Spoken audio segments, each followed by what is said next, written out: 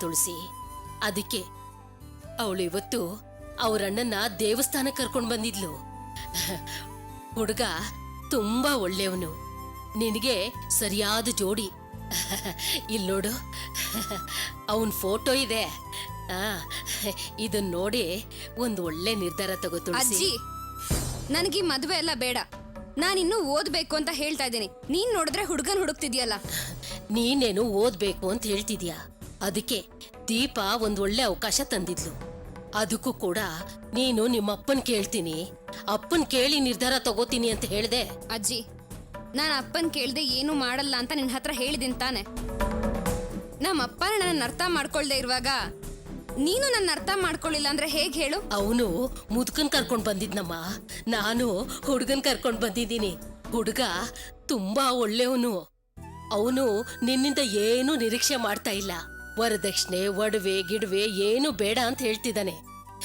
ಇಂಥ ಒಬ್ಬ ಒಳ್ಳೆ ಹುಡುಗ ಸಿಗೋದು ತುಂಬಾ ಕಷ್ಟ ತುಳಸಿ. ಹೀಗೆ ಬಂದ ಅವಕಾಶಗಳನ್ನೆಲ್ಲ ನೀನ್ ಬಿಡ್ತಾ ಹೋದ್ರೆ ಹೀಗೆ ಮನೇಲಿ ಕುತ್ಕೊಂಡು ಏನ್ ಮಾಡ್ಬೇಕು ಅಂತಿದ್ಯಾ? ಏನಜ್ಜಿ, ಹಿಂದು ಮುಂದು ಗೊತ್ತಿಲ್ದೇ ಇರೋನ ಹತ್ರ ನನ್ನ ಬಗ್ಗೆ ಮಾತಾಡ್ಕೊಂಡ್ ಬಂದಿದ್ಯಾ. ಇದು ತಪ್ಪು ಅಂತ ನಿನಗೆ ಗೊತ್ತಾಗಲ್ವಾ? ಒಬ್ಬ ಮನುಷ್ಯನ ಹತ್ರ ಸ್ವಲ್ಪ ಹೊತ್ತು ಮಾತಾಡಿದ್ರೆ ಸಾಕಮ್ಮ, ಅವನ್ ಎಂತವನು ಅಂತ ನಾನ್ ಕಂಡಿಡ್ದು ಬಿಡ್ತೀನಿ. ಸರಿ, ಅದೆಲ್ಲ ಬಿಡಜ್ಜಿ. ಅವ್ರು ನನ್ ಮುಖಾನು ಕೂಡ ನೋಡಿಲ್ಲ, ಅದೇನನ್ನ ನೆಚ್ಕೊಂಡ್ ಮದ್ವೆ ಆಗ್ತಾರಂತೆ? ಅವನು ನಿನ್ ಫೋಟೋ ನೋಡಿದಾನಮ್ಮ. ಅದು ನಿನ್ ಮದುವೆ ಅಲಂಕಾರದಲ್ಲಿರೋ ಫೋಟೋ ನೋಡಿದಾನೆ. ಹಾಗಾದ್ರೆ ನೀನ್ ಆ ಫೋಟೋ ತಗೊಂಡೋಗಿ ತೋರಿಸಿದ್ಯಾ? ಇಲ್ಲ ಕಣೆ, ಅದೆಲ್ಲ ದೈವ ಇಚ್ಛೆ ಅಂತ ಹೇಳ್ತಿದ್ದೀನಲ್ಲ. ಅವನು ಅವನ್ ತಂಗಿ ಫೋಟೋ ತರಕ್ಕೆ ಅಂತ ಸ್ಟುಡಿಯೋಗ್ ಹೋಗಿದ್ನಂತೆ. ಅವಳ ಫೋಟೋ ಬದಲು ನಿನ್ ಫೋಟೋನ ಅಂಗಡಿಯವನ್ ಕೊಟ್ಬಿಟ್ಟಿದ್ನಂತೆ. ಹಾಗಾದ್ರೆ ಅದು ಆ ಫೋಟೋ ಸ್ಟುಡಿಯೋದೊಂದು ಮಾಡಿರೋ ತಪ್ಪು.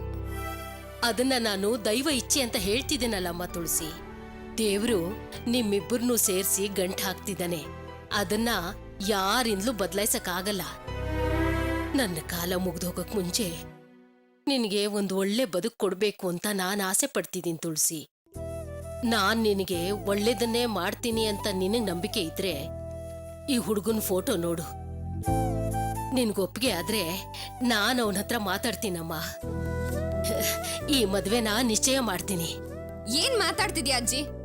ನಾನ್ ಚೆನ್ನಾಗಿರ್ಬೇಕು ಅಂತ ನೀನ್ ಆಸೆ ಪಡ್ತಿದ್ಯಾ, ಆದ್ರೆ ಇದೆಲ್ಲ ನಡೆಯತ್ತಾ?